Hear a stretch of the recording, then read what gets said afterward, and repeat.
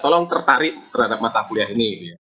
Tolong kuasai, ada batas-batas minimal yang harus Anda paham. Nah, di sini juga kita akan memberi ke Anda cara-cara untuk mencari respon. Kalau sistem itu bergetar, kan ada dinamikanya dan nanti diwakili oleh persamaan gerak. Nah, persamaan gerak itu nanti wujudnya persamaan diferensial dan Anda sudah dapat itu persamaan diferensial dan nanti responnya itu adalah solusi dari persamaan diferensial. Jadi tidak ada yang perlu dikhawatirkan, Anda sudah belajar semua. Nah, yang ketiga, kita juga nanti akan mengenalkan berbagai contoh-contoh aplikasi real di lapangan dan cara pengendalian getaran. Jadi, karena biasanya kalau di lapangan itu ada masalah getaran, kita menganalisa, ujung-ujungnya kita juga disuruh mengatasi masalahnya. Nah, mengatasi masalah itu biasanya masuk ke kategori pengendalian getaran, mengatasi masalah yang muncul. Itu deskripsi singkat mata kuliahnya yang 3 SKS ini, dan yang nomor 4 itu adalah informasi tambahan bahwa mata kuliah ini nanti dilengkapi dengan praktikum, 1 SKS dan sifatnya wajib, dan terpisah dari SKS 3 SKS di mata kuliah teori ini. Dan untuk praktikum, kita akan mulai minggu depan. Praktikumnya nanti akan, ya idealnya kan praktikumnya offline ya, karena praktikum itu tuh ada kompetensi Anda mampu setup gitu ya, menyiapkan semua alat-alat pengujian, aparatusnya seperti apa, layoutnya seperti apa, dan itu dengan kondisi seperti ini nanti Anda akan kehilangan kemampuan itu. Tapi kita akan berusaha semaksimal mungkin sehingga Anda tetap mempunyai sense bagaimana men-setup sebuah alat penelitian, bagaimana membaca sensor, bagaimana menyambung kabel secara benar sehingga data yang Anda dapatkan benar. Karena itu nanti akan Anda alami di lapangan. Dan ada kompetensi lain lagi yang kemungkinan belum bisa maksimal di kondisi seperti ini adalah kerjasama tim. Karena di beberapa praktikum Anda tidak bisa melakukan sendiri, Anda harus melibatkan beberapa orang. Dan itu sebenarnya menarik untuk membentuk kemampuan kerjasama tim. Dan kemampuan yang saya kira akan maksimal bisa kita berikan di praktikum adalah kemampuan menganalisa hasil. Karena dari pengukuran kan ada hasil. Nah, hasil nanti kita akan generate gitu ya. Nanti ada tim yang akan membuat praktikum dengan data-data yang kita ambil, terus datanya kita share ya ke Anda, dan nanti Anda akan melakukan analisa dan membuat laporan. Cuma 2 hal yang Anda akan miss gitu kan. Meskipun nanti kita akan mencoba membayar gitu ya, membayar kembali artinya karena ada wacana kalau kondisi sudah membaik, meskipun Anda sudah melakukan praktikum, nanti ada semacam lab tour gitu ya, Anda akan dikenalkan lagi begini loh ngukurnya, Anda melihat langsung ke lapangan, karena itu sebenarnya kompetensi yang sangat vital untuk Anda kuasai. Nah, praktikumnya nanti seperti saya sebut tadi, ada saya, Pak Teguh, dan Pak Rahmat, dan saya akan membuatkan jadwal mulai minggu depan, karena 1 SKS gitu ya, nanti ada penjelasan di kelas, ada teorinya juga, karena ada 3-4 modul yang harus Anda lewati atau selesaikan. Oke. Kembali lagi, ini mata kuliah wajib. Anda tidak bisa berlari dari menghindar dari mata kuliah ini gitu ya. Dan ini mata kuliah yang sangat menarik gitu kan. Sekarang banyak mahasiswa yang mendaftar untuk melakukan skripsi di lab getaran. Dan rata-rata hasilnya bagus gitu ya, dan menarik sekali karena banyak inovasi pengembangan dari kasus-kasus yang ada di industri. Nah, ini yang saya sampaikan tadi, kenapa mata kuliah ini harusnya tidak menakutkan, karena Anda sudah dapat bekalnya di mata kuliah sebelumnya. Ada matematika 2 di mana Anda diajarkan berbagai persamaan diferensial ya, diajarkan deret, Fourier, dan sebagainya, dan itu tinggal Anda pakai aja nanti. Kalau Anda lupa, di buku yang nanti kita gunakan di mata kuliah ini juga akan diulang lagi, ada materinya. Kalau Anda lupa, buku matematikanya entah sudah di mana, catatannya hilang, Anda juga lupa konsepnya, Anda bisa refresh lagi di buku ini. Terus mekanika material, karena nanti getaran ini nanti berhubungan dengan benda. Benda itu kan mesti ada material penyusunnya ya. Nah, ini nanti kita akan menggunakan beberapa prinsip-prinsip di mekanika material. Dan yang nomor 3, dinamika. Dinamika ini dekat sekali karena semua, ya namanya dinamika ya, bisa sebut tadi persamaan gerak itu kan dinamika, yang sebuah pergerakan benda sebagai fungsi waktu gitu kan. Nah ini nanti kita akan menggunakan konsep-konsep yang telah Anda pelajari di dinamika. So, tidak ada yang perlu dikhawatirkan. Dan saya yakin Anda semester 5 sekarang, Anda sudah melewati mata kuliah ini apapun nilainya. Nilai itu kan cuma salah satu indikator, yang penting kan penguasaan. Oke, ini tujuan umum pembelajaran, jadi memberikan pemahaman kepada mahasiswa mengenai prinsip-prinsip dasar getaran mekanis. Dan yang nomor 2 yang penting, karena kita memberikan prinsip dasarnya, kita juga akan mencoba mengembangkan kemampuan analitis mahasiswa dalam menganalisis berbagai persoalan terkait dengan bidang getaran mekanis dengan berbagai metode yang ada. Ada beberapa cara, ada banyak cara sebenarnya untuk menyelesaikan, dan nanti di buku yang kita pakai itu sudah dijelaskan metode apa yang kira-kira paling nyaman untuk kita manfaatkan. Nah ini saya screenshot dari dokumen RPKPS ya, karena kita sudah terakreditasi ABET, gitu kan. Ya saya kira kita harus bangga ya, departemen kita itu sudah berada di level yang sama dengan universitas bagus di luar negeri, karena sudah terakreditasi yang selevel mereka, ABET. Dan di sini dijelaskan kompetensi lulusan, di kanan itu, di kolom paling kanan itu A1 itu penjelasannya yang sebelah kiri, gitu ya. Ini dibalik susunannya. Jadi Anda nanti diharapkan mampu menerapkan pengetahuan matematika, ilmu sains dasar, serta dasar-dasar ilmu teknik mesin di mata kuliah ini. Mampu mengidentifikasi, merumuskan, dan memecahkan problem-problem yang terkait dengan bidang getaran mekanis, itu A4. Terus, memahami tanggung jawab seorang sarjana teknik mesin dari aspek sosial, budaya, ekonomi, kesehatan, keselamatan, lingkungan, dan bisnis, serta kebutuhan dan prinsip-prinsip pembangunan berkesinambungan. Artinya gini, oke, Anda lulus nanti sebagai sarjana teknik mesin gitu kan, Anda mempunyai kemampuan yang kuat di bidang technical engineering, tapi begitu nanti Anda melakukan sebuah trouble solving terhadap sebuah masalah gitu kan, Anda jangan pernah mengabaikan dampak sosial dari, misalnya Anda merancang sesuatu, Anda nggak boleh mengabaikan dampak sosial dari rancangan Anda. Anda membuat mesin bisa lari kencang tapi polusinya luar biasa. Nah, itu kan tidak bagus terhadap kesehatan, keselamatan lingkungan. Anda membuat produk bagus sekali tapi bertentangan dengan budaya yang ada, itu juga tidak boleh. Terus Anda membuat alat bagus sekali, mahal, tidak laku. Nah, secara ekonomi nggak masuk, rugi Anda. Nah, hal-hal seperti itu Anda dituntut untuk mampu berpikir komprehensif gitu ya. Dan ini tuntutan yang ingin kita sampaikan ke Anda, bahwa Anda minimal menguasai ini nanti, konsep-konsep luaran ini.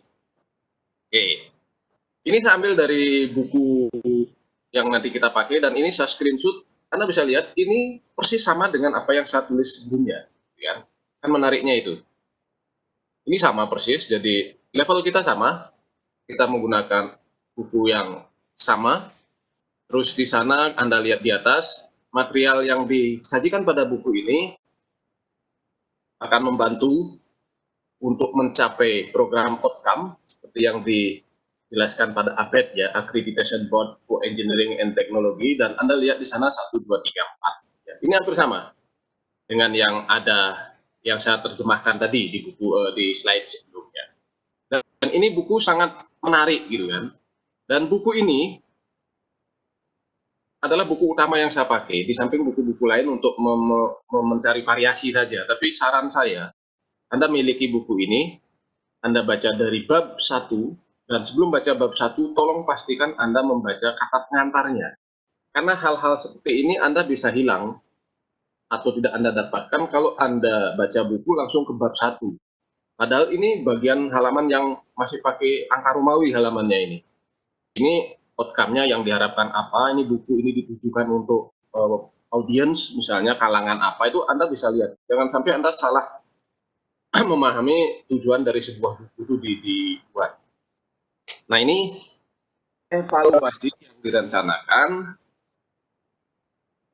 Oke, di sini nanti ada pekerjaan rumah ya, dan ada kuis, dan mulai nanti sore Karena kan kalau online, kalau dipaksakan lama, ya nggak masalah sebenarnya, cuman sayang matanya gitu ya, dan sayang kuotanya mungkin, dan tidak semua juga bisa mengakses internet dengan bagus, sehingga nanti kita juga ada yang model asinkron, nanti ada bentuk penugasan gitu ya, studi mandiri, dan itu nanti saya pandu dengan beberapa pertanyaan yang nanti akan saya share.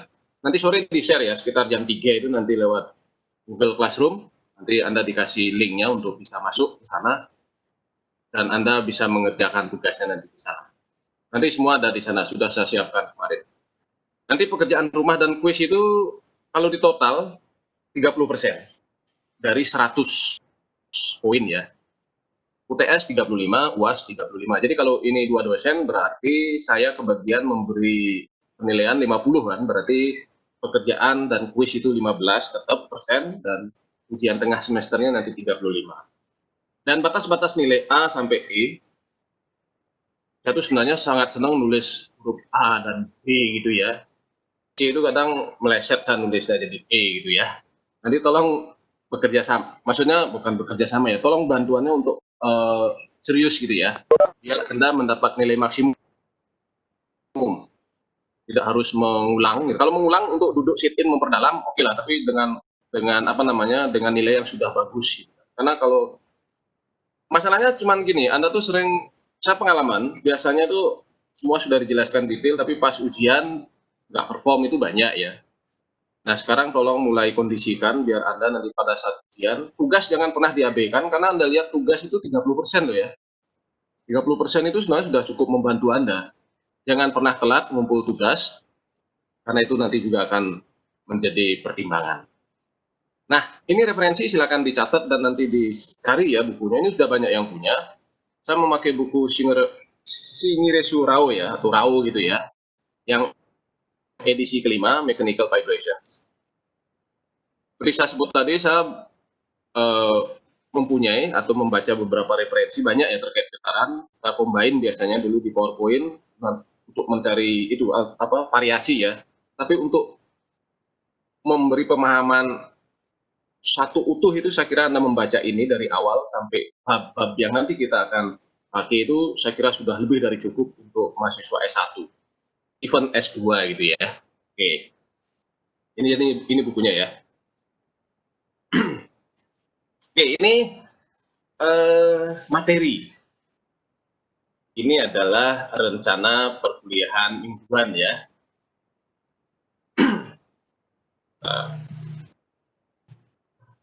Jadi Anda bisa lihat di sini adalah kolom paling kiri, tolong perhatikan kolom paling kiri, kolom nomor 3, dan kolom paling kanan. Kolom paling kiri itu minggu pertama, ya hari ini gitu ya. Di kolom ketiga, apa sih yang kita akan diskusikan? Nah, hari ini sebenarnya introduction aja. Kalau kuliah offline biasanya ini cerita-cerita banyak gitu ya, gitu kan, macam-macam gitu kan. Nah, ini juga tidak akan beda jauh. Nah, Anda bisa lihat nanti ada deskripsi mata kuliah tadi sudah, berkaitan dengan mata kuliah lain seperti saya sampaikan tadi. Mata kuliah ini terkait erat dengan matematika 2, mekanika material, mekanika teknik juga ya, plus dinamika. Dan mata kuliah ini juga nanti sedikit banyak ada kendaraan lewat, ada kemiripan dengan mungkin beberapa contoh aplikasinya dengan kendali ya. Kalau semester 5, ini semester 5 ya, Anda kan mengambil kendali juga. Nanti Anda akan menjumpai beberapa rumusan. Kalau di kendali mungkin banyak transfer function ya, itu kan respon juga sebenarnya. Di getaran juga kita menggunakan hal yang sama, terus osilasi misalnya respon sebuah sistem itu nanti ini terkait dengan mata kuliah lain juga. Salah satunya teknik kendali. Pola pembelajaran karena ini masa pandemik nanti daring dan luring gitu ya. Sudah kita sepakati. Pokok-pokok bahasan nanti ada di bawahnya.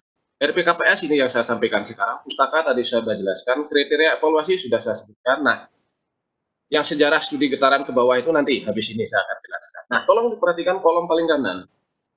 Di sana ada apa yang dilakukan mahasiswa. Jadi tolong nanti Anda baca, habis ini aku beberapa, mudah-mudahan sudah ada yang melihat buku Rao ini bab 1 saja. bab 1 itu di bagian akhirnya itu banyak refreshment tentang matematika, tentang deret Fourier, tentang gerakan harmonis ya, seperti Anda lihat di sini kan ada gerakan harmonis. Ini tidak akan saya bahas lagi karena ini sudah Anda pelajari di mata kuliah sebelumnya. Ini ya, sin dan cos menjumlahkannya seperti apa, mengkombinasikannya seperti apa, frekuensi itu apa gitu kan, siklus itu apa, amplitudo itu apa, kan sudah ada semua di sini. Ini tinggal kita pakai nanti di getaran. Jadi tolong nanti baca buku Rau bab 1. Habis ini ya, Anda kan punya banyak waktu kan, Anda kan tidak bisa kemana-mana juga, dan itu salah satu nilai plusnya kalau Anda memanfaatkan dengan bagus, kan Anda punya sangat banyak waktu untuk membaca. Biasakan dengan membaca komplit ya dari buku. Kalau PowerPoint namanya saja PowerPoint kan cuma poin-poin penting. Kalau Anda nggak dengerin penjelasan bisa jadi miss, pas penjelasan juga mungkin tidak disampaikan semua. Biar Anda membaca, biar budaya membaca itu tetap terjaga. Oke. Nah, pertemuan kedua minggu depan ya. Nanti kita akan membahas mulai masuk sedikit detail ke getaran bebas, 1 derajat kebebasan.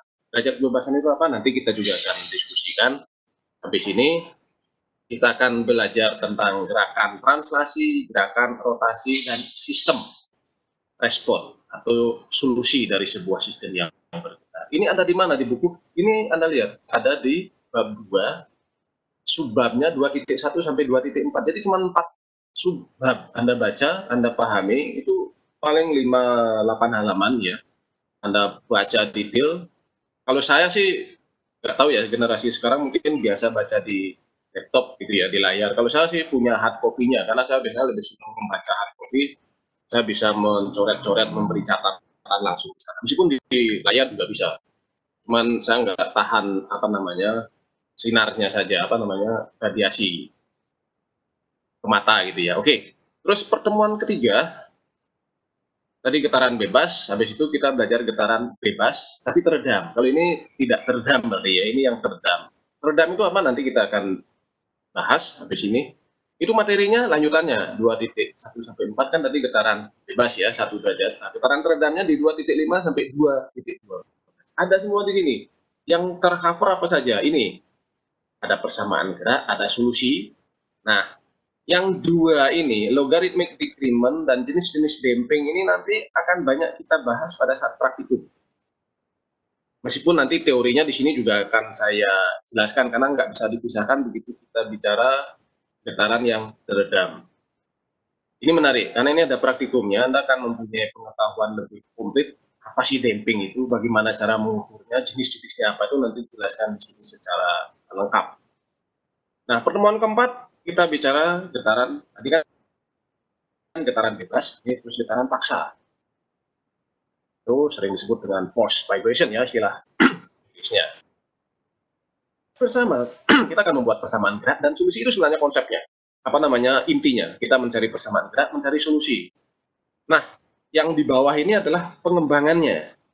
Kalau sesuatu bergetar, paksa,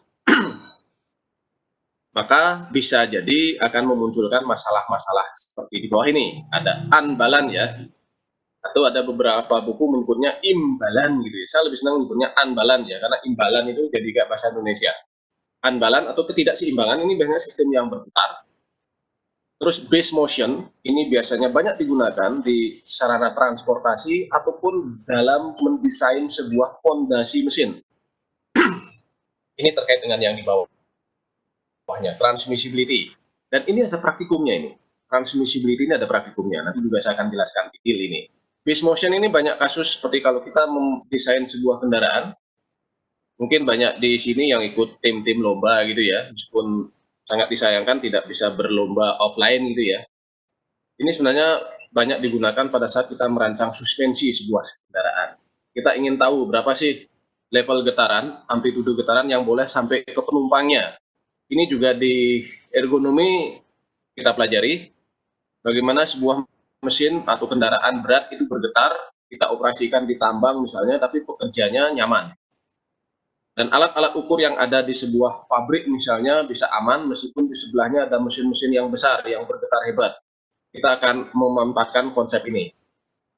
Base motion, transmissibility, dan sebenarnya ada satu lagi, isolation ya, dan itu nanti di vibration control sebenarnya. Itu di mana itu? Di sini itu ada. Anda bisa lihat itu ada di bab 3 buku RAW. Jadi semuanya tercover di buku ini semua. Itu pertemuan keempat. Nah, pertemuan kelimanya, ini, pertemuan kelima dan keenam itu membahas tentang 2 derajat kebebasan. Nah ini sedang saya diskusikan dengan Pak Teguh, karena 2 derajat kebebasan, banyak derajat kebebasan itu nanti akan terkait dengan sistem yang continuous. Nanti bisa jadi ini akan di-drag ke bagian setelah UTS, sehingga nanti materi kelimanya, ini nanti saya akan bisa masukkan ke ini, pengendalian getaran ini. Pengendalian getaran, isolasi getaran, dan vibration absorber. Ini banyak sekali nanti contoh-contoh kasus di lapangan. Seperti kemarin sebenarnya kakak kelas Anda tuh ada yang mendesain bagus sekali vibration absorber untuk demo di lab sebenarnya. Di YouTube itu banyak sekali. Bagaimana kita meredam getaran sebuah gedung misalnya atau sebuah mesin gitu kan, dengan memanfaatkan dynamic absorber. Kita menambahkan massa dengan kekakuan tertentu, dengan damping tertentu, sehingga getaran hebat dari sebuah gedung itu bisa berkurang kalau ada gempa atau ada angin. Itu menarik sekali. Sayang karena kemarin sudah pandemik, ini bendanya tidak bisa dibuat real, tapi desainnya sudah ada, animasinya sudah ada. Dan ini sangat menarik nanti untuk saya jelaskan. Dan biasanya kalau kuliah offline kan pertemuan ke-7 itu ada review materi sampai kita update juga kekinian di bidang getaran mekanis. Habis itu UTS. Ini menarik ya untuk UTS karena kondisi pandemik ini, kalau ini kan masih tertulis closed book gitu ya. Nah ini nanti kita lihat ujian UTS-nya seperti apa skemanya. Itu jelas ya? Saya kira ini rencana perkuliahan ke 5 minggu ke depan mulai hari ini ya. Karena kan 5 week kalau nggak salah di desain ya. Meskipun nanti materi lain bisa dikejar dengan bentuk offline gitu ya atau asinkron. Oke. Nah, kita sekarang masuk ke materi ya. Kita masuk ke materi. Ini bab 1 dari buku RAW, saya screenshot gitu ya, ini total jadi tidak saya ubahi. Tadi saya sudah menyebutkan nanti kita akan sedikit mereview gitu kan, sejarah getaran itu berawal dari mana sih? Nah, ini kan Anda lihat. Awal mula dari studi tentang getaran, dan itu mulai dari Galileo sebenarnya, relik ya, dan sampai ke kontribusi atau kekinian, perkembangan terkini. Nah, ini yang nomor ini 1.3 ini tolong nanti dibaca dengan komplit ya. Nanti saya akan jelaskan, tapi mungkin ada yang miss, Anda baca lagi. Kenapa sih studi getaran ini penting? Important studinya. Di mana saja dia penting. Terus getaran itu apakah selalu negatif dampaknya? Ada nggak sih manfaat getaran? Kan ini jadi pertanyaan, karena seolah-olah di teknik mesin getaran itu adalah sesuatu yang harus dihindari. Sementara di bidang lain, orang memanfaatkan getaran untuk membuat sebuah produk. Nah ini kita akan diskusikan. Terus basic konsep getaran, nah, ini mulai dari elemen dasar getaran, jumlah derajat kebebasan, dan ini klasifikasi getaran. Di bawahnya ada semua di sini ya. Ini nanti kita, nah nanti hari ini kita sampai ke 1.6. Prosedur analisis atau analisa prosedur untuk melakukan analisa getaran. Nah 1.7, kenapa saya tidak akan jelaskan detail? Karena ini kan spring ya, di elemen mesin terkait spring, kan ada itu, Anda bisa membaca pegas linier itu seperti apa, terus kalau pegas disambung paralel dan seri seperti apa ya kombinasi spring. Ini nanti tidak saya akan jelaskan detail. Nah, kalau Anda perhatikan, kalau lihat 1.10 ini, nah sebentar, 1.9 ini tentang damping ya. Damping seperti saya sebutkan ini nanti banyak saya diskusikan pada saat getaran teredam dan praktikum. Nah, 1.10 sampai 1.11 ini adalah matematika yang sudah Anda dapatkan, mulai dari representasi vektor dari sebuah harmonic motion, kompleks ya, bilangan kompleks ya sudah dapat, aljabar. Nah, ini operasi artinya fungsi-fungsi penjumlahan, perkalian dan sebagainya. Ini ada beberapa definisi dan terminologi ya, istilah-istilah yang banyak nanti kita gunakan getaran ada di sini. Terus harmonic analysis. Anda masih ingat dengan deret Fourier kan? Kenapa sih kita memanfaatkan deret Fourier? Nah, itu Anda sudah diajarkan, meskipun mungkin banyak yang belum nangkep 100% kenapa sih saya belajar kurir gitu kan. Nanti kita akan lihat. Mungkin saya bisa cerita, banyak kasus di getaran, gaya pemaksanya atau yang menyebabkan bergetar itu tidak harmonik. Artinya dia tidak berulang dengan frekuensi yang sama, dengan bentuk yang harmonis gitu ya. Tapi bisa saja berbentuk seperti gergaji gitu ya. Show gitu kan, berbentuk. Dia atau step function, berbentuk step, naik gitu kan. Nah itu kan kalau kita mencari solusi, nah kita bisa memanfaatkan Fourier series ini dengan mengubah fungsi yang periodik menjadi penjumlahan ini deret sin dan cos ya sampai jumlah tertentu sehingga kita bisa mereplika sebuah fungsi periodik. Ini tolong di recall lagi ya memori Anda. Nah menariknya buku ini yang edisi kelima di setiap bagian akhir itu sudah ada coding gitu kan, MATLAB. Dan ini sebenarnya logika komputer sederhana, jadi ini kalkulator sebenarnya, tapi dia sudah membuat di sana menulisnya seperti apa, programnya, dan Anda bisa punya MATLAB dulu ya, Anda bisa menghitung pakai kalkulator yang lain, misalnya Excel atau yang lain, tapi di sini menarik, Anda bisa mengotak-atik variabel yang ada di sebuah getaran, nanti Anda bisa mendapat respon yang bervariasi. Ini bisa Anda pelajari lebih jauh kalau tertarik. Tapi yang jelas nanti saya akan sampai di sini untuk hari ini. Vibration Analysis Procedure. Oke. Bentar ya. Oke. Nah ini bab 1, Fundamental of Vibration. Nah tujuannya setelah Anda membaca bab 1, buku Rau ya, seperti saya sebut tadi di kolom paling kanan Anda baca, nanti Anda bisa menjelaskan sejarah singkat getaran, meskipun nanti saya akan cerita, menjelaskan kenapa ini penting, memberi klasifikasi getaran, step-step yang harus dilakukan pada saat melakukan vibration analysis. Yang bawahnya itu adalah pengulangan ini ya, melakukan deret Fourier, ekspansi dari sebuah periodic function seperti yang saya sampaikan. Atau kalau Anda mau lebih jauh, Anda bisa mencoba dengan MATLAB. Ada semua di buku ini. Oke. Kita mulai dengan sejarah singkat. Kapan sih sebenarnya orang itu mulai tertarik atau memanfaatkan getaran secara tidak sadar? Ini sebenarnya diawali dengan penemuan alat musik pertama, baik alat musik tiup, alat musik pukul ya, drums ya, ataupun alat musik yang memanfaatkan senar. Ini adalah awal mula sebenarnya orang mulai belajar getaran. Tarik jauh sekali ke belakang. Jadi kalau Anda pernah lihat patung ini ya, ini nanti kalau Anda baca buku Anda tahu ini siapa, saya nggak sebut namanya biar Anda penasaran gitu ya. Ini mengenalkan konsep ini. Dari gambar ini saya kira kita bisa mempelajari apa sih sebenarnya yang ingin disampaikan. Ini ada semacam kotak gitu ya. Terus ini ada tali, string ya. Terus ini di-fix di sini, terus ini diberi beban tertentu. Terus kalau ini ada tumpuan 1, 2, 3, ya bagi yang senang musik saya kira ini sudah paham ya. Ini misalnya gitar, ini ada fretnya, ya udah dari kiri ya. Ini ada ininya, 1, 2, 3. Nah kalau weight ini kalau di gitar kan diwakili dengan seberapa kencang Anda menyetemnya ya, memutar baut ujung gitar Anda. Dan itu akan memberikan pengaruh terhadap frekuensi atau nada ya dalam hal ini, biasanya di musik disebut nada, apa yang dihasilkan. Ini sebenarnya kita sudah memanfaatkan sekarang, saya yakin dari kecil Anda sudah main musik kan sudah melakukan itu, tapi kan konsepnya ternyata ini hubungannya, ada hubungan ternyata frekuensi berapa yang nanti yang muncul kalau Anda tahu materialnya, di fisika ini sebenarnya ya, Anda tahu materialnya, Anda tahu dimensinya, Anda tahu gayanya, gaya tariknya, kencangnya seberapa, Anda tahu tumpuannya di mana, Anda bisa mencoba menghitung frekuensi yang muncul berapa. Terus yang berikutnya, ini menarik ya, Anda sudah tahu atau pernah baca, kira-kira alat ukur atau mendeteksi level gempa itu pertama ditemukan di mana? Ya, konsepnya itu ini. Jadi nanti baca detail ya penjelasannya, agak panjang di sana, tapi menarik bagi yang senang sejarah ini bisa dibaca. Ini ada semacam, kalau Anda lihat ini semacam barrel ya atau gentong gitu ya.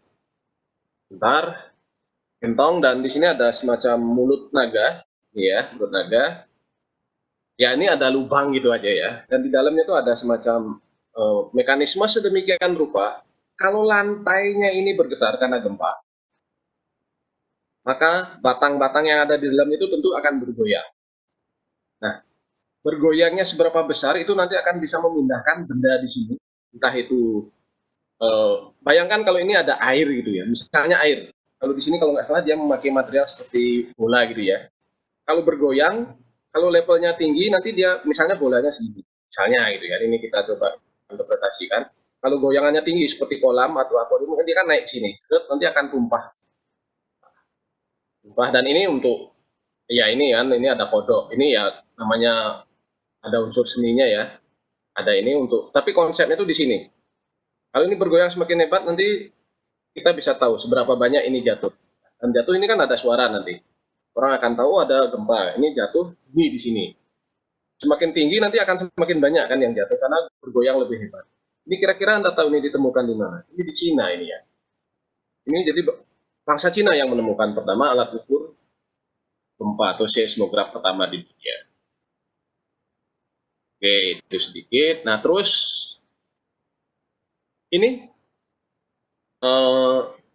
penemu-penemu gitu ya kita nyebutnya, ini kita harus sangat respect ke beliau-beliau ini ya, yang sudah memberikan landasan ilmiah secara akademik gitu ya, terkait dengan getaran, mulai dari Galileo, habis itu ada Marin, dan ini saya yakin nama-nama, tolong Anda baca ini semua ya. Ini namanya Sunlis, tapi apa yang dia lakukan itu ada di buku. Tapi kalau Anda sudah belajar sampai semester 5 sekarang, oke lah sampai sudah 4 semester, plus Anda belajar di SMP dan SMA, Anda kan mesti sudah pernah dengar Newton gitu kan. Hooke, ini saya yakin Anda pernah dengar Hooke, Newton, Taylor, Euler gitu ya, Bernoulli, Fourier, Lagrange, Coulomb, mungkin Kant ini Anda belum banyak pernah dengar ya. Kirchhoff, saya yakin kan. Kirchhoff ini salah ketik ya. Kirchhoff, Poisson, dan Rayleigh. Ini kan nama-nama orang yang melakukan riset ya apa namanya serial gitu ya. Ini menemukan ini di periode waktu lagi apa disempurnakan, dimodifikasi sehingga menghasilkan apa yang sekarang kita manfaatkan sebagai teori di bidang getaran. Nah, kalau Anda lihat gambar ini, saya yakin Anda sudah pernah membuat benda seperti ini ya, meskipun bendanya, objeknya beda, tapi menggunakan konsep yang sama. Anda membuat rancangan desain dengan gambar 3 dimensi, Anda membuat mesh-nya, Anda bisa melakukan perhitungan defleksi misalnya. Anda bisa menghitung tegangannya, Anda bisa menghitung titik kritisnya di mana. Nah ini sebenarnya kan adalah kontribusi dari high speed komputer yang kita sudah punya sekarang. Tapi Anda lihat di atasnya, sebelum ke high speed itu ada penemuan-penemuan lain lagi yang disebut dengan, oke, mereka sebutnya recent contribution ya. Ada nama-nama Fromm, Stodola, Laval, dan saya yakin di sini Anda pernah dengar nama Timoshenko. Timoshenko kan, Timoshenko beam misalnya, teori kan ada di sana. Nah, setelah itu ada kontribusi dari ini, high speed komputer. Ini yang sekarang memudahkan, ini tahun 50-an ya, 1950 lah mulai ditemukan high speed komputer yang bisa melakukan perhitungan kompleks dengan lebih cepat. Dan Anda bisa mendapatkan ilustrasi yang detail tentang sebuah. Ini kan kalau nggak salah ini chassis, ini body, ini ya kabin dari bis ya. Anda bisa lihat, ini bisa dianalisa. Kalau materialnya seperti ini, koneksinya seperti ini, jumlahnya seperti ini, ukurannya seperti ini nanti kalau bergerak atau ada gaya di sini, misalnya dari roda, misalnya dia menghantam gundukan, nanti akan seperti apa respon dari strukturnya. Nah,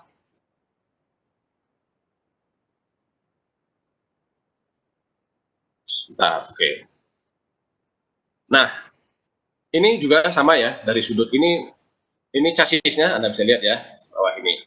Dan ini kalau sekarang kan Anda sudah belajar saya yakin pemodelan ya. Pemodelan sistem dengan memanfaatkan finite element. Baik itu ANSYS, Inventor, Abacus ataupun yang lain. Anda sudah dikenalkan dengan software-software ini memanfaatkan komputer. Oke, itu sedikit teori. Nah, sekarang pertanyaannya, uh, kenapa sih getaran ini penting gitu ya? Kenapa getaran ini penting? Anda lihat gambar di sebelah kanan.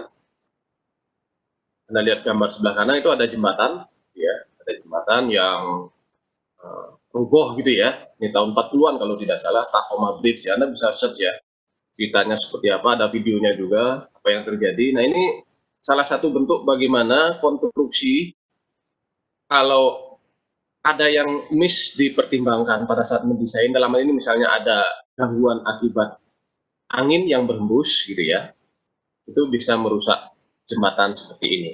Ini contoh salah satu, banyak sekali contoh-contoh lain. Nah, kenapa belajar getaran menjadi penting, dan kita tolong cek ke tubuh kita sendiri. Di tubuh kita sendiri banyak sekali mekanisme yang terkait dengan getaran. Nah, saya bicara ini ya, ada bagian-bagian di apa namanya, pita suara yang bergetar. Terus untuk bisa mendengar ada gendang telinga yang juga bergetar untuk bisa menangkap sinyal suara ya, atau pressure yang berfluktuasi yang merambat ke telinga. Terus yang menarik lagi ada human machine interaction. Ini teman-teman TI ya biasanya belajar tentang ergonomi. Jadi dampak getaran terhadap manusia. Jadi kalau manusia bekerja, sebelahnya atau di sekitarnya banyak mesin-mesin yang beroperasi, tentunya kita ingin tahu bagaimana sih dampak mesin itu terhadap manusia, performa kerjanya, terhadap kesehatan dan sebagainya. Terus dikaitkan juga dengan keseharian kita. Banyak sekali peralatan yang memanfaatkan atau menimbulkan getaran pada saat dia beroperasi, baik di bisa sebut tadi kehidupan kita sehari-hari maupun di industri. Di industri banyak sekali ya, banyak sekali. Karena hampir semua machinery itu menimbulkan getaran sampai batas tertentu ya, makanya nanti ada standar getaran yang boleh di mesin A itu berapa, di mesin B itu berapa, ini kategori mesin A, kategori B, dan seterusnya. Terus di dunia transportasi juga, di dunia transportasi kita banyak sekali nanti memanfaatkan atau menjumpai kasus-kasus getaran. Bagaimana sih kita mendesain sebuah mobil yang nyaman?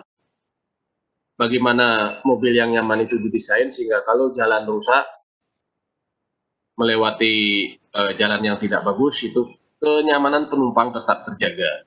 Atau kalau kita memanfaatkan mesin yang getarannya hebat, nggak masalah mesinnya bergetar tapi penumpang tetap nyaman, itu juga banyak kita jumpai, dan ini merupakan bahasan yang menarik di dunia getaran. Jalan dan jembatan, oh ya, maksudnya ini jalan kan banyak yang tidak rata, jembatan juga kalau Anda melihat jembatan kan mesti mengalami sedikit goncangan karena ada sambungan di sana ya, seperti itu banyak kita jumpai. Testing, nah ini menarik. Kalau Anda membuat sebuah produk, biasanya Anda juga wajib melakukan testing terhadap kualitas produk Anda. Misalnya Anda mendesain sebuah alat gitu kan, bagus, alatnya bagus, presisi, komplit gitu kan, tapi sangat sensitif terhadap getaran, itu kan nggak bagus ya. Nanti Anda menjual alat begitu dikirim misalnya lewat online atau apa, sampai di penerima barang rusak ya. Ini kan tidak kita inginkan, sehingga ada proses, salah satunya testing dari sebuah produk yang dihasilkan bisa digetarkan sampai level tertentu, oh alatnya aman. Nah itu salah satu. Belum contoh lain lagi, karena dulu pernah ada pengujian di lab getaran, itu menguji bagaimana seorang pengusaha buah itu mengangkut hasil panennya, sehingga kalau sampai di pasar, mangga, apel, jeruknya itu tidak pada rusak. Nah, itu menarik kan, untuk mendesain sebuah carriage gitu kan, alat angkut dengan desain seperti apa, sehingga untuk mengangkut sebuah produk menjadi aman. Kita juga bisa meningkatkan kualitas sebuah produk. Ini banyak penelitian ya, salah satunya profilman gitu kan, saya tahu karena memanfaatkan alat getaran. Misalnya pada saat kita mengelas sesuatu, menyambung logam, biasanya kan dilas, salah satunya ya. Nah, di elemen mesin Anda sudah belajar kan pengelasan dengan berbagai plus minusnya. Nah, kalau pada saat pengelasan misalnya kita tambah treatment digetarkan. Nah, pada saat dilas itu digetarkan. Seperti apa sih hasilnya kira-kira? Itu sudah banyak riset-riset bagus dari Prof. Ilman di sana. Nah, yang terakhir saya tulis di sini, saya tulis terakhir bukannya berarti tidak penting, ini malah yang paling penting nanti untuk karir Anda. Nanti kalau Anda sudah lulus, Anda masuk ke sebuah industri, dan misalnya industri besar yang sudah established gitu kan. Kalau industri baru biasanya banyak tantangan karena harus survive gitu kan, mencari order, mencari pekerjaan untuk bisa bertahan. Tapi kalau industri yang besar sudah established, mapan, yang Anda lakukan adalah memaintain mesin-mesin yang Anda punya, sehingga mesinnya bisa beroperasi dengan harapan seperti yang diharapkan itu, atau reliable gitu ya. Itu Anda tinggal memonitor aja. Nah, di sini disebut dengan structure health monitoring, bisa mesin health monitoring atau apapun ya. Kalau di kami biasanya, di teman-teman yang bergerak di bidang maintenance itu, kita sering menggunakan istilah MON ya, condition monitoring. Jadi kita memonitor kondisi sebuah machinery itu seperti apa. Misalnya seperti kalau Anda naik motor atau mobil kan tahu sebenarnya setelah sekian bulan nggak diservis atau sering melewati jalan rusak, itu kan mesti ada yang nggak beres kan. Entah getarannya naik, suaranya tidak bagus, nah itu kan salah satu indikator adanya masalah. Hal yang sama kita lakukan dengan teori getaran. Sehingga kalau Anda belajar tentang maintenance ya, tidak bermaksud mengunggulkan getaran, tapi kalau Anda membaca buku tentang maintenance, di sana sebagian besar akan menempatkan vibration analysis sebagai tools yang paling utama untuk melakukan condition monitoring. Karena dia bisa menunjukkan langsung ini yang rusak komponen apa. Dan vibration monitoring itu biasanya dikaitkan juga, maksudnya dilinkkan juga dengan sound ya, sound and vibration. Karena kan vibrasi nanti akan menghasilkan sound. Itu satu kesatuan, bisa dikaitkan sangat erat hubungannya. Misalnya kalau Anda mendengar mobil lewat, kok musik mobil yang sama, tapi mobil si A kok suaranya seperti ini, mobil si B suaranya seperti ini, padahal speknya sama, tahunnya sama, yang buat sama. Ini yang bagus yang mana? Itu kita bisa men-trace-nya, kita bisa mengukur sound-nya dan atau getarannya. Nah, dari sana nanti kita akan mendapatkan apa yang disebut dengan signature ya. Signature itu ya seperti track ya, atau biasanya lebih dikenal dengan istilah spektrum. Begitu kita tahu spektrum, kita bisa mencari tahu. Dan kalau diingat, salah satu modul praktikum nanti yang sangat bermanfaat untuk Anda terkait dengan structure health monitoring adalah spektrum analisis. Nanti kita akan berikan itu di praktikum. Anda melakukan pengukuran getaran dari sebuah sistem permesinan. Di lab getaran kan ada itu, ada gearbox, ada sistem transmisi ya, ada sistem pengereman, ada beberapa kompresor yang dirakit gitu dengan berbagai dengan layout pipa. Nah, nanti kalau itu dihidupkan bergetar, Anda bisa cari tahu ini yang bergetar komponen yang mana, atau nilai peak dari getaran itu milik komponen apa dari sebuah mesin gitu ya. Itu menarik sekali. Ini tolong lihat gambar ini ya. Kalau anda perhatikan gambar ini, kira-kira apa yang Anda bisa pelajari di sini? Ini semacam kontainer. Ini ditaruh semacam kaleng gitu ya. Oke, kita nyebut kaleng atau busing atau apapun. Dan ini ada material tertentu di sini. Ini ya kita menebak saja material abrasif misalnya yang bisa menggerus permukaan luarnya, sehingga nanti kalau ini digoyangkan itu ya, digoyangkan, ini nanti akan bersinggungan satu sama lain dengan, sama kalau Anda pernah mencuci gelas yang kotor dengan memasukkan pasir ya, atau kerikil. Kalau Anda goyangkan kan nanti permukaan luarnya ini licin. Ya, ini salah satu. Dan ini akan mengimprove kualitas sebuah produk. Satu lagi di proses manufaktur misalnya, kalau Anda melakukan proses drilling gitu ya, mengebor atau membubut misalnya, memanfaatkan mesin bubut, kalau alat irisnya bergetar, maka Anda bisa bayangkan seperti apa kerusakan atau cacat dari produk yang Anda hasilkan. Sehingga itu juga penting ya untuk diperhatikan. Level getaran maksimum yang boleh terjadi pada sebuah mesin perkakas itu berapa? Ini untuk terkait dengan saya sebut tadi, kualitas produk yang kita akan hasilkan. Nah, contoh lain lagi, ini saya screenshot dari hasil penelitian ya di lab. Ini Anda perhatikan, nanti di industri Anda jumpai hal-hal ini. Contohnya kalau Anda lihat, ini lupakan dulu, bukan lupakan ini, oke, ini jangan terlalu dipikirkan dulu. Anda lihat ini pipa ya. Ini tadinya pipa lurus, ini ada tumpuannya, tumpu di sini di 2 titik tumpuan, titik gitu ya. Terus di dalamnya ini ada fluida yang mengalir, dan di sininya itu ada benda yang saya taruh. Ini cuma untuk mengilustrasikan kalau di dalam sekian panjang bentangan pipa ada valve misalnya, ran atau apapun ya yang terpasang di sini. Biasanya kan ada valve untuk mengatur debit misalnya. Kalau ada aliran di sini dengan debit tertentu, dengan diameter tertentu, maka pipa ini akan mengalami eksitasi. Eksitasi itu artinya dipaksa bergetar dengan gaya dari luar, dengan frekuensi dari luar. Nah, ini nanti respon pipa seperti apa, itu bisa kita modelkan. Dan nanti bisa dihitung sebenarnya. Nah, ini disebut dengan mode shift. Nah, mode shift itu, kalau Anda shift itu bentuk ya, kita tahu. Mode itu mode ya, pola. Nah, kalau orang nyebut modeste itu kan mode gitu kan, pola. Nah, ini pola getarannya seperti apa? Saya lebih senang menyebut vibration patterns. Jadi kalau ada pipa, begitu dia bergetar, kan dia akan membentuk lengkungan seperti ini, karena ini dijepit di 2 ujung. Ke bawah dan ke atas vertikal. Nah, yang kedua itu sama ke kiri dan ke kanan.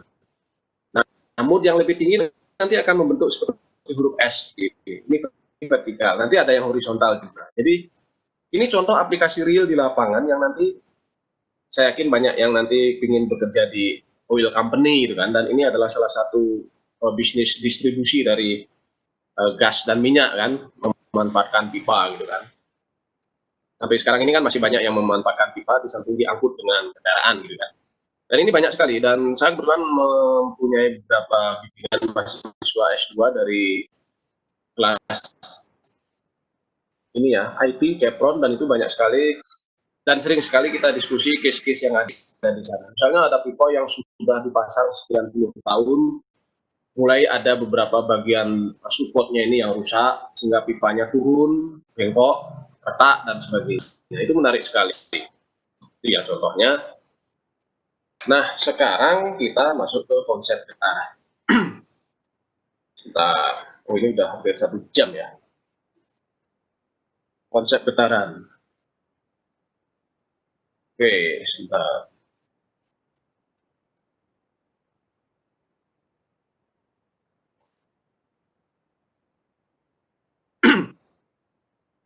Halo, cek cek. Halo, Mas Nuk. Halo, teman-teman mahasiswa, masih dengar suara saya? Masih dengar Pak Made. Masih dengar. Halo, salah satu tolong replay ya. Halo. Halo. Halo Pak Made, monitor. Masih dengar ya Mas Nuk? Masih dengar Pak Made. Oke, saya takut saya bicara sendiri, jadi nggak masuk. Nah, nanti kalau nggak dengar, saya infokan. Masih dengar. J. Oke. Saya memonitor. J, saya monitor. Ya oke, sip. Ya ini masih 30 menit lagi. Oke, sip. Matur nuwun Mas. Lanjut ya, saya lanjut. J, lanjut Pak Made. Terima kasih. Nah, ini sekarang kita ini tolong perhatikan ya. Baik-baik. Ini konsep dasarnya. Oke, sip. Matur nuwun Mas.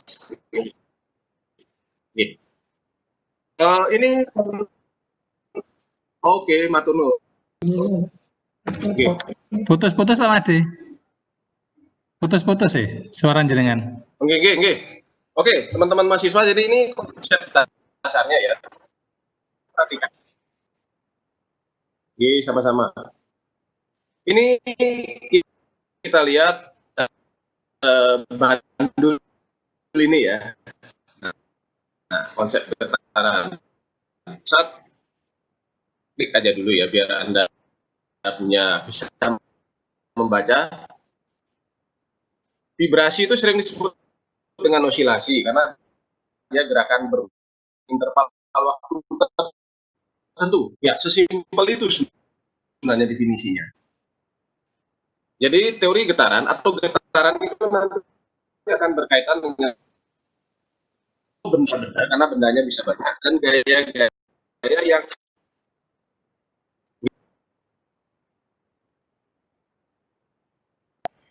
bisa dengar Mas, sudah.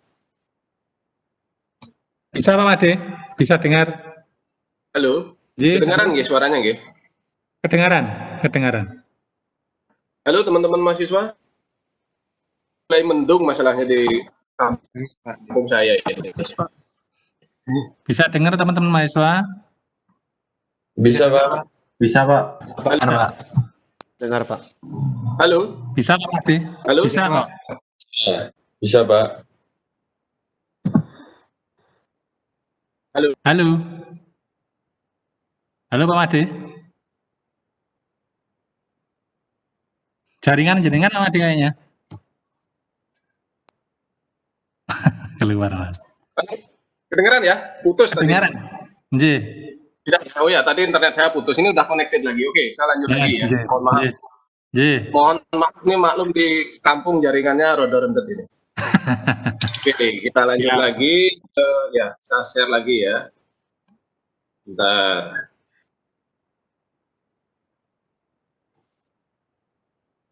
Ya, kita di halaman ini ya. Kita di halaman.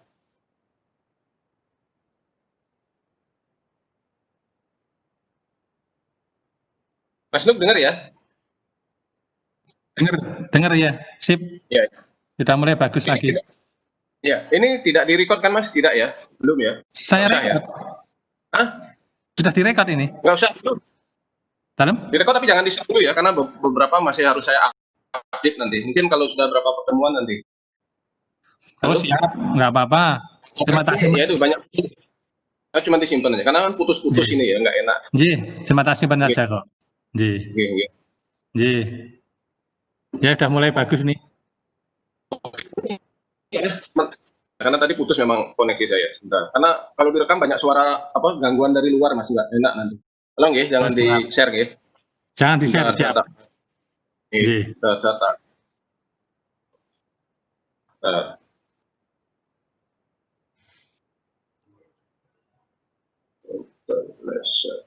Oke, ini tolong diperhatikan. Ini definisinya ya. Setiap gerakan yang berulang dengan interval waktu. Tolong perhatikan contoh bandul di bawah ini. Dengan memahami ini nanti yang lain bisa dipahami dengan mudah saya kira. Ini ada massa 1 ya. Massa ya, maaf, M. Ini diberi tali, atau ini bisa tali, bisa batang gitu ya. Dengan panjang L, Anda lihat di sini. Dan kalau saya tarik dari titik diam, kalau ini dibiarkan kan dia mesti seperti ini ya, titik 2. Nah, kalau saya beri simpangan awal sejauh theta, ya, simpangan awal itu bisa sejauh theta, atau saya bisa menggunakan koordinat tidak theta tapi ketinggian H misalnya yang ini. Dengan matematika sederhana kan kita bisa mencari bahwa H ini akan sama dengan L ini dikurangi Y kan.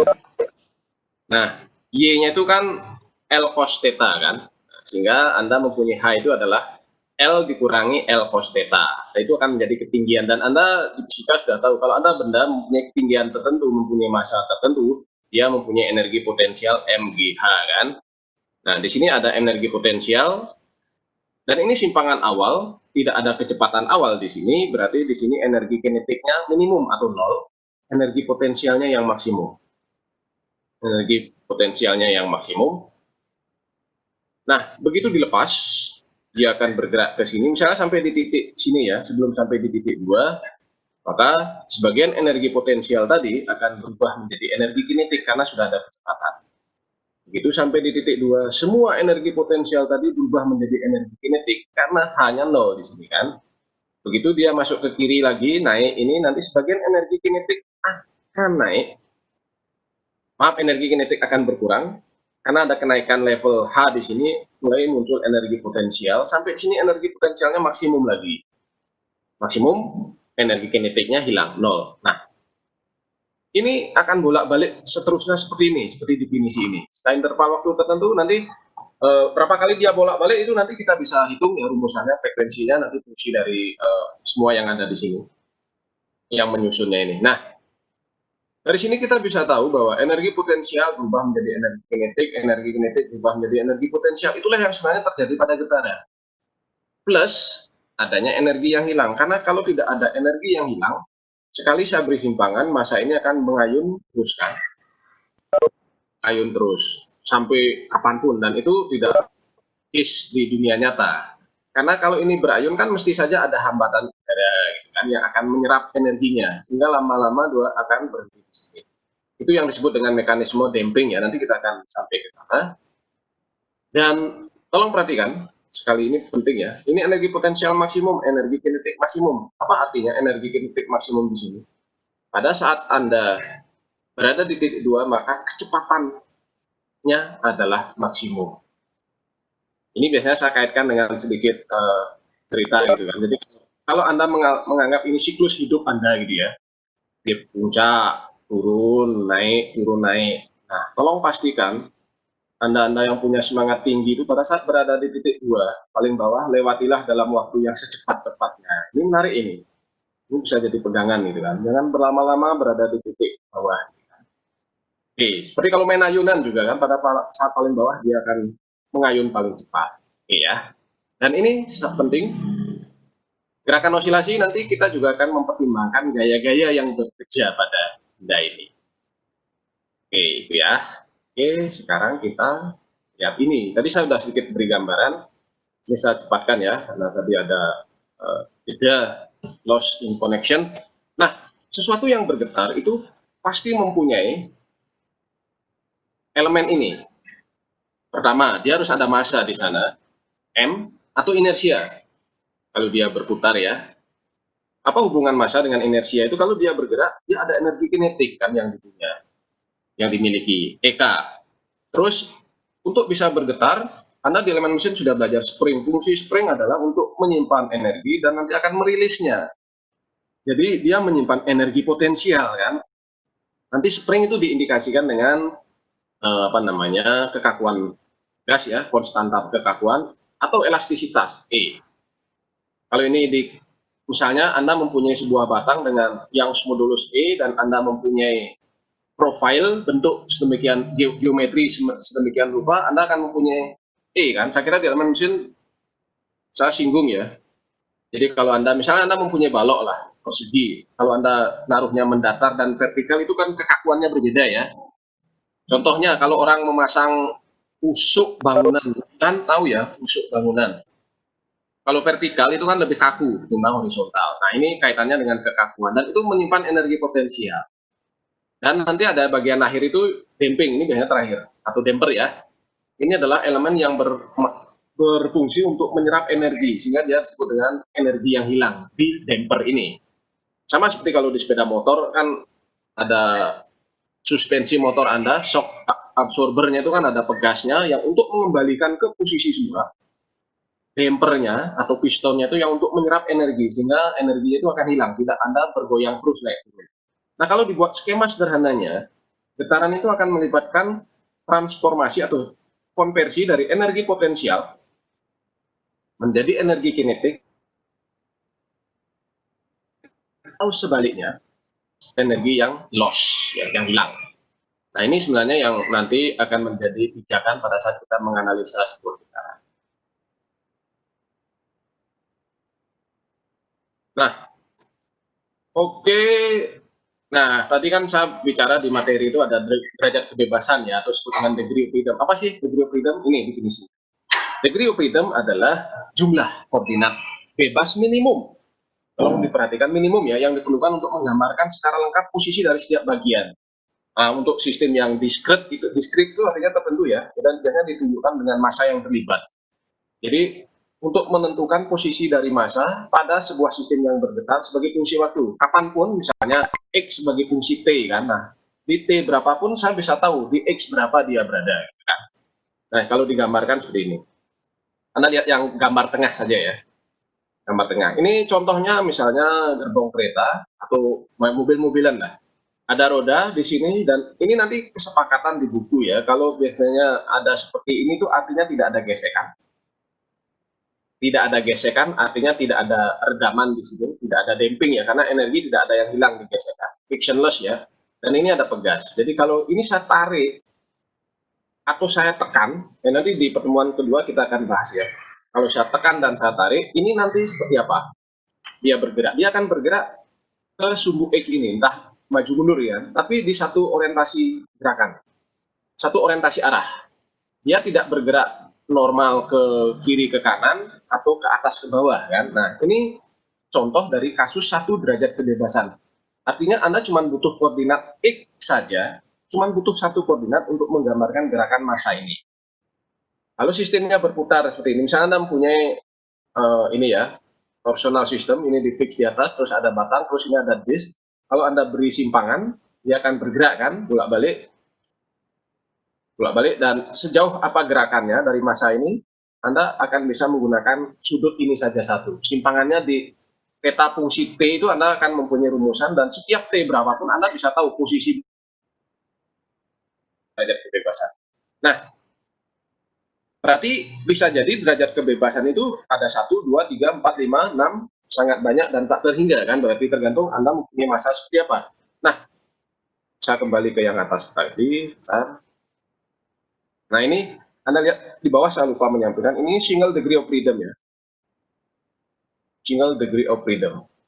Single degree of freedom.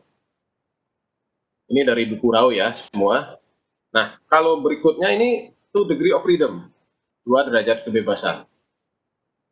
Kenapa 2 derajat kebebasan? Anda lihat di sini ada 2 massa.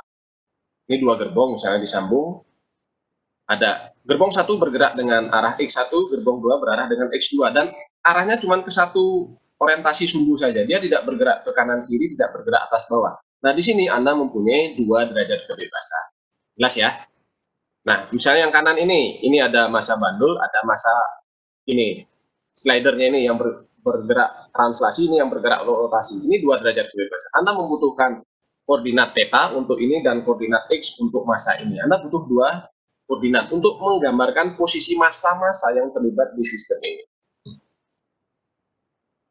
Nah, ada semacam panduan sederhana untuk menentukan berapa sih sebenarnya jumlah derajat kebebasan yang dimiliki oleh sebuah sistem.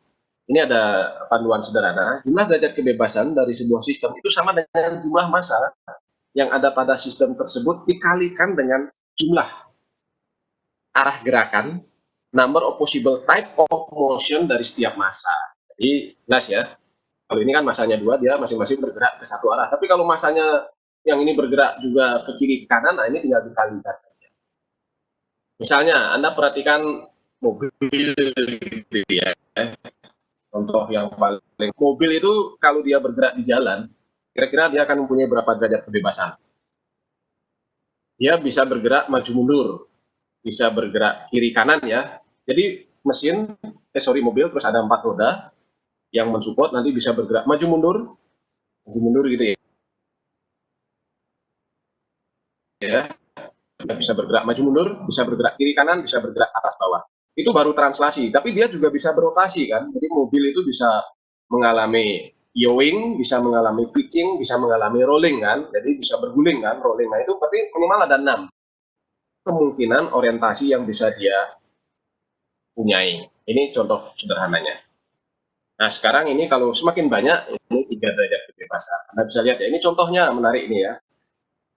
Teman-teman yang banyak terlibat di lomba-lomba biasanya kan membuat ini dengan robot misalnya, kalau bergerak itu kan ada massa 1, massa 2, dan ini dihubungkan dengan link ini, L1, L2, L3. Ini bisa dibuat model matematisnya. Ini nanti massa 1 bergerak sejauh apa, massa 2 bergerak sejauh apa, massa 3. Ini coba Anda perhatikan tangan Anda, lengan ya.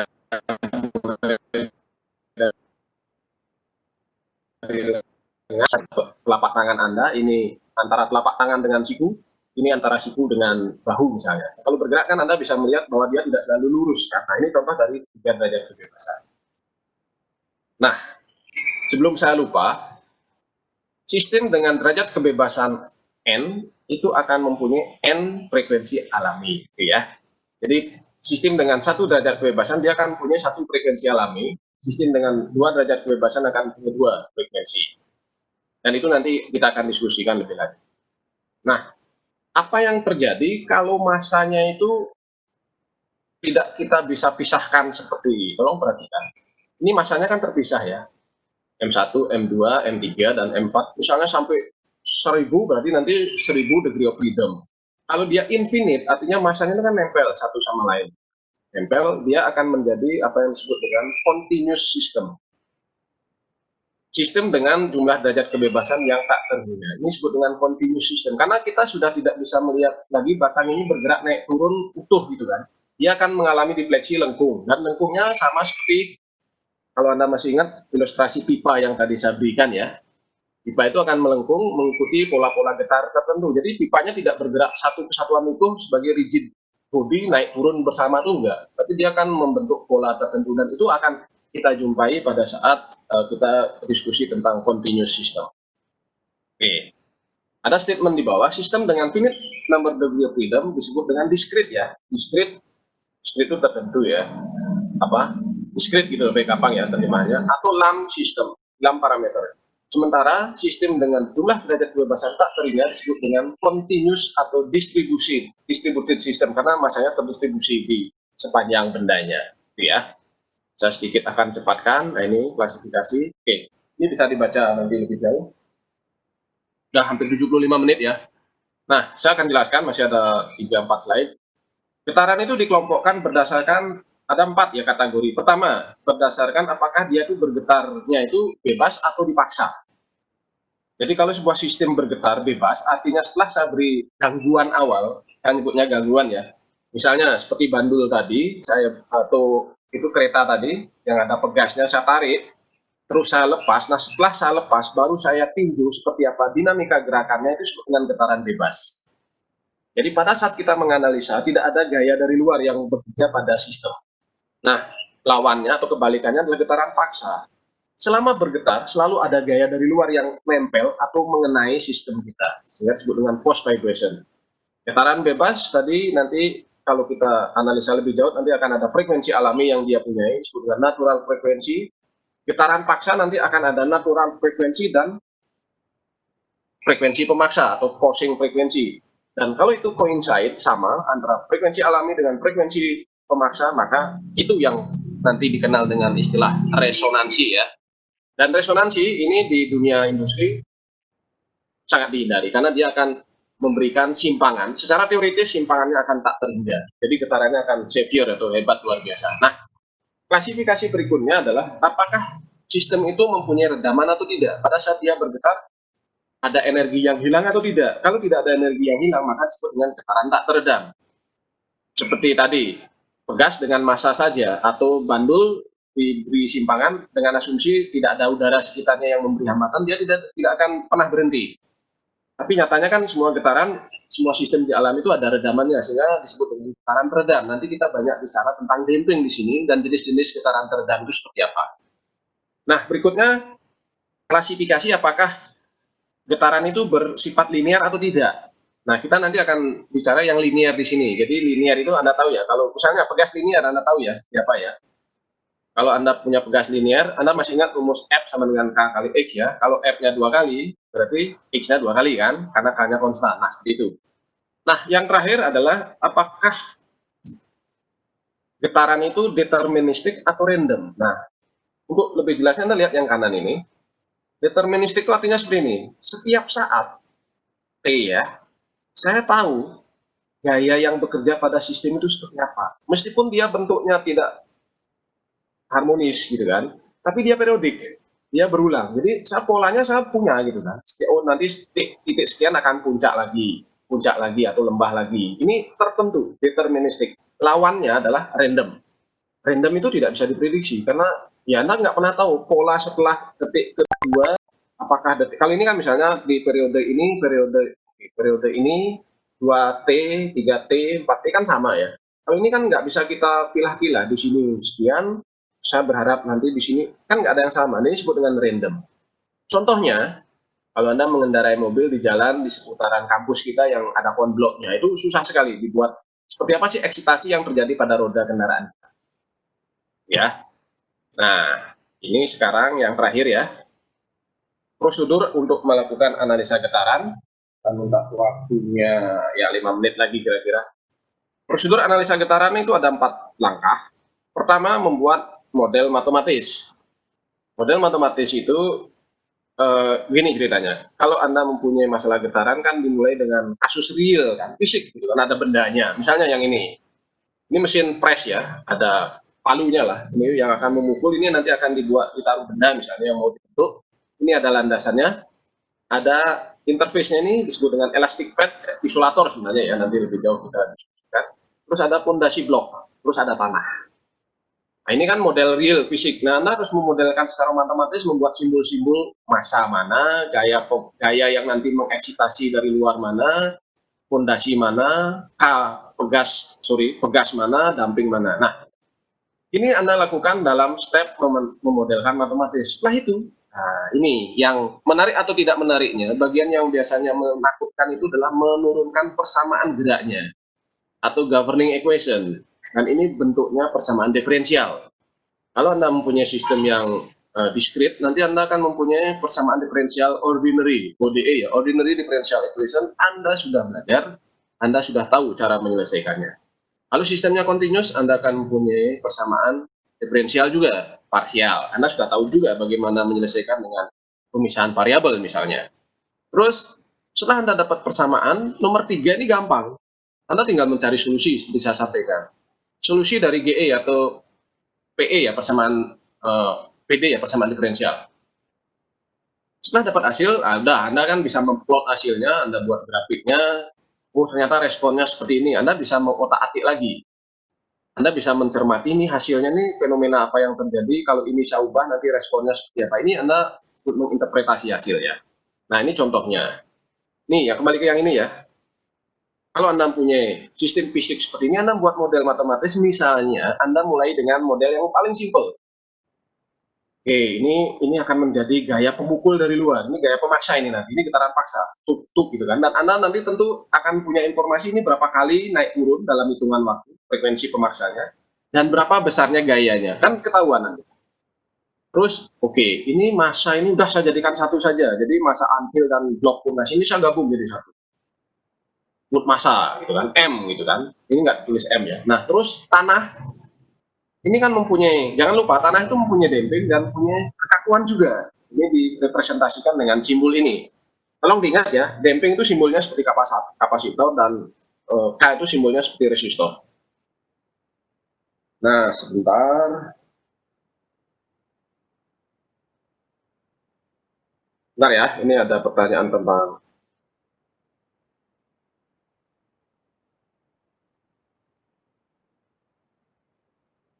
Oke. Nah ini apa yang Anda bisa lihat di sini, ini Anda punya sistem yang paling sederhana dan masanya satu dan orientasi gerakannya cuma satu. Tentu kita mengabaikan gerakan dia ke kiri ke kanan ya, karena ini kan faktanya vertikal ya. X1 saja atau Y ya kalau vertikal. Tinggal Anda konsisten saja memakai koordinatnya. Oke, ini sistemnya menjadi satu derajat kebebasan. Tapi Anda tidak bisa mendeskripsikan sistem dengan detail karena peran dari isolator ini nggak muncul di sini kan. Nah, kalau mau lebih detail, Anda lakukan step berikutnya. Anda memodifikasi, meningkatkan akurasi model Anda dengan membuat, nah ini anvilnya Anda pisah karena faktanya kan ada elastic pad. Jadi damping dari elastic pad dan stiffness dari elastic pad itu Anda masukkan ke model matematis Anda. Foundation block Anda pisah. Nah, apa yang terjadi di sini? Anda punya sistem 2 derajat kebebasan karena ada massa anvil dan massa fondasi. Ya, ini sistemnya akan menjadi lebih detail kan. Sistem yang lebih detail tentu bisa mewakili atau menggambarkan sistem dengan lebih detail. Konsekuensinya apa? Secara matematis dia lebih susah gitu aja karena Anda akan punya persamaan diferensial 2 instead of only 1 differential equation pada model yang pertama. Tingkat kesulitannya, saya kira Anda sudah belajar kan, kalau persamaan diferensial 1, seperti apa, tapi kalau couple differential equation, simultan itu seperti apa gitu. Tapi dengan kalkulator yang ada, dalam tanda kutip ya, dengan metode yang Anda sudah pelajari, Anda bisa menyelesaikannya. Termasuk kalau sistemnya banyak pun Anda menggunakan konsep matrik ya bisa. Itu ya pemodelan. Dan ini slide terakhir. Slide terakhir ya, ini sebenarnya ada di buku juga, tolong nanti dilihat ini. Kalau Anda mempunyai kasus fisik seperti ini, ada orang naik motor, itu ada ridernya, ada sepeda motornya, ada strutnya ya, ada suspensinya, ada tire-nya, ada wheel-nya. ini kan Anda bisa membuat banyak sekali model-model matematis tergantung seberapa akurat model yang mau Anda bangun. Itu aja sih sebenarnya. Seberapa akurat model yang mau Anda bangun. Nah, ini tolong nanti dilihat di buku Raul. Ini kebetulan sudah 90 menit ya. 85 menit, 83 menit. Dan sebentar, ini saya stop sharing dulu ya.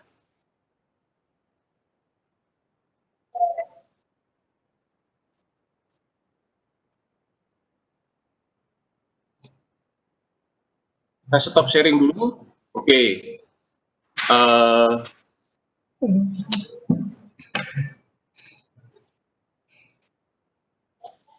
Sebentar ya.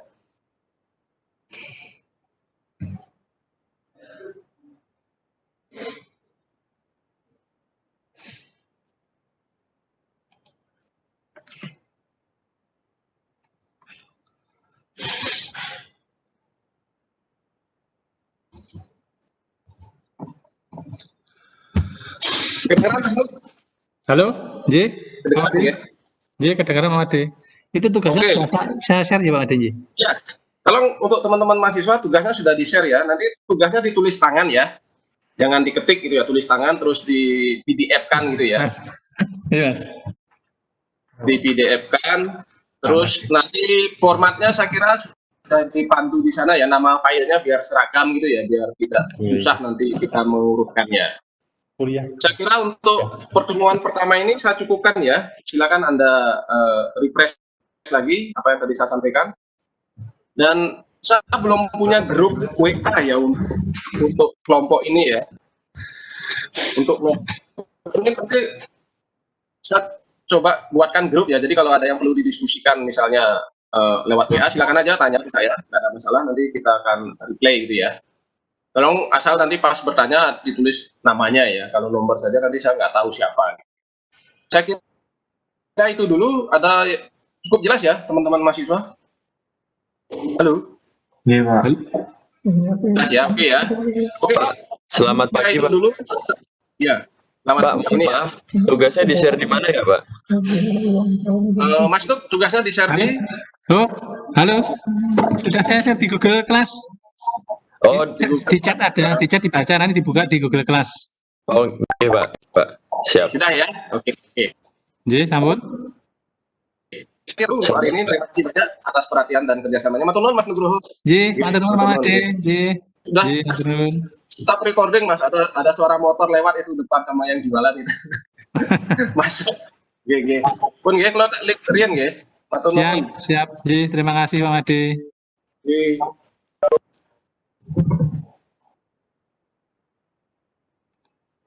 Jadi gitu nih teman-teman mahasiswa, sudah selesai kuliah Pak Made nih. Terima kasih atas perhatiannya. Terima kasih, Pak. Jadi Terima kasih, Pak. ya, jadi